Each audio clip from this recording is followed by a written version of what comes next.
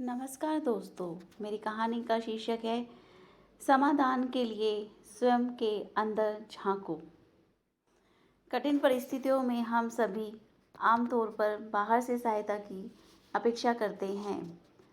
अधिकतर लोग यह नहीं जानते कि समस्या का समाधान उनके स्वयं के अंदर ही निहित है।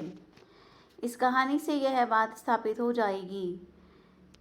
चोरों के एक गिरोह को यह सूचना मिली कि एक व्यापारी बहुमूल्य हीरा लेकर दूसरे शहर जा रहा है। गिरोह के सरदार ने उस हीरे को चुराने का संकल्प किया।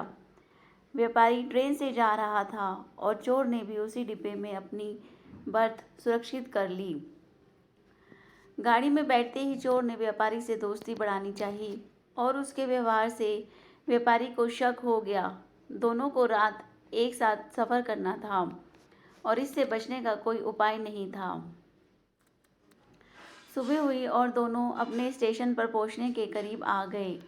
चोर ने व्यापारी से बड़ी नम्रता से कहा, मैं यह स्वीकार करता हूँ कि आपके साथ हीरा चुराने की नीयत से आया था, किंतु मैं असफल रहा।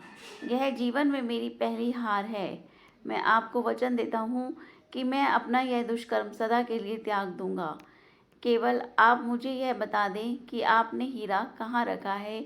जब आप सो रहे थे, मैं आपकी हर जेब का कोना कोना छान डाला, पर मुझे हीरा कहीं नहीं मिला, जबकि मैं यह निश्चित जानता हूँ कि हीरा आपके पास है। व्यापारी हंसा और हंसकर कहने लगा, तुम सदैव के लिए यह काम छोड़ दो, इसलिए तुम्हारा विश्वास कर मैं यह राज तुम्हें बताता हूँ।